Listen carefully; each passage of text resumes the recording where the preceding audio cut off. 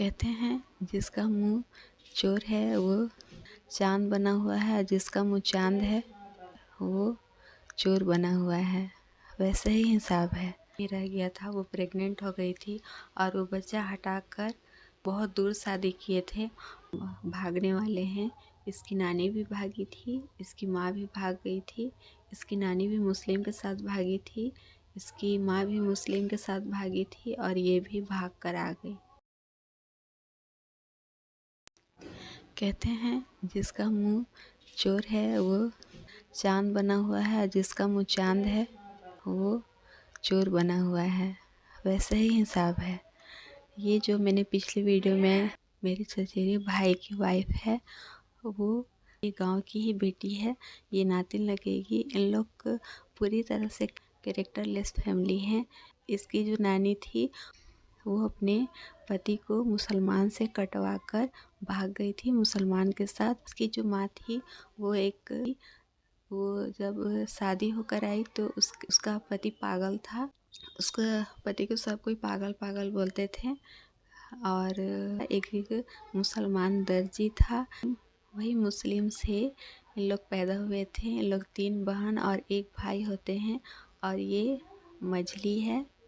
सबसे बड़ा भाई था और उसके बाद इसकी दीदी थी और ये बीच में, और इससे जो छोटी बहन थी उससे लेकर भाग गई थी। और इन लोग सब कैरेक्टरलेस हैं।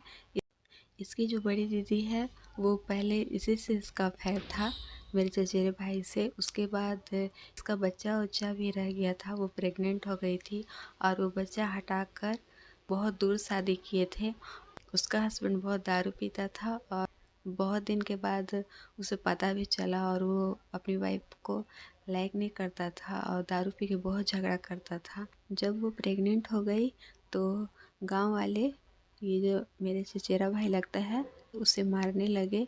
तो उसे वो बोली जो मुझे भी मारो।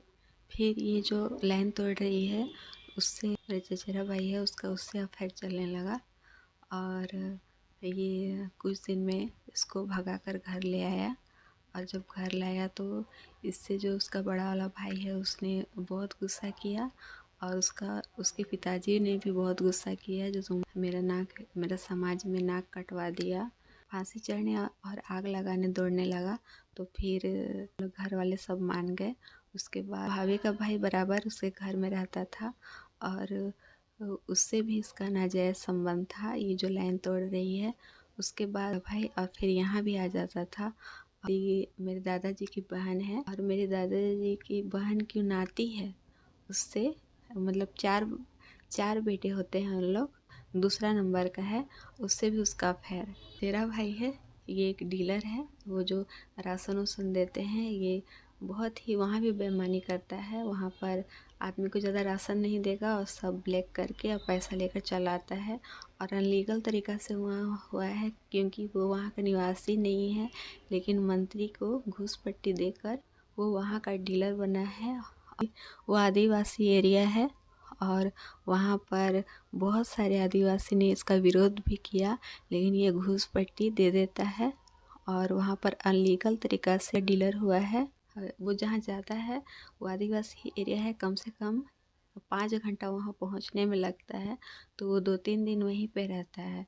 तो वहाँ जब उसका पति वहाँ जाता है राशन बांटने तो वो सबको बुलाती है, गलत काम करती है और उसके बाद छठ भी कर लेती है जो हम देवी हैं। वट सावित्री, तीज, लगता है जो कितनी देवी है। ऐसे ही ऐसे आदमी को देखकर अच्छे लोगों को लगता है जो वो ऐसे कर रही है तो हम अब कोई पूजा पाठ नहीं करेंगे, क्योंकि गलत आदमी, चरित्रहीन आदमी पूजा कर रही है और हम लोग भी कर रहे हैं तो लोगों भगवान पर से विश्वास उठ जाता है। लेकिन ऐसा नहीं है। राम भगवान भी शिव जी का पूजा करते थे और रावण भी। रावण जब शिव जी का पूजा करता था तो शिव जी रावण को बहुत मानते थे, लेकिन बस इसलिए जो ये भगवान का लीला था, क्योंकि कलयुग पापी और धर्मी जब पूजा करेंगे तो उन लोग को भगवान पर से विश्वास उठ जाएगा।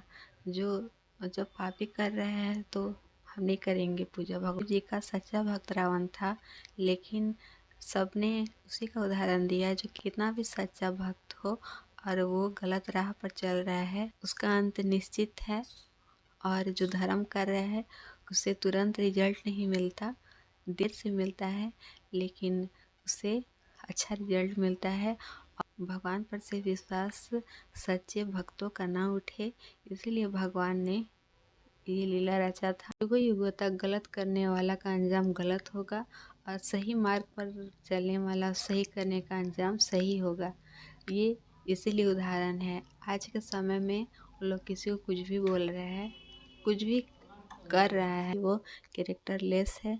और कैरेक्टरलेस तो एक चीज़ है, लेकिन लोग झूठ बोलते हैं और अधर्म भी करते हैं। अब इसका अंजाम भी एक दिन गलत ही हो। लाइन और पानी ना होने के वजह से हमें दूसरे जगह आकर हमें रहना पड़ा।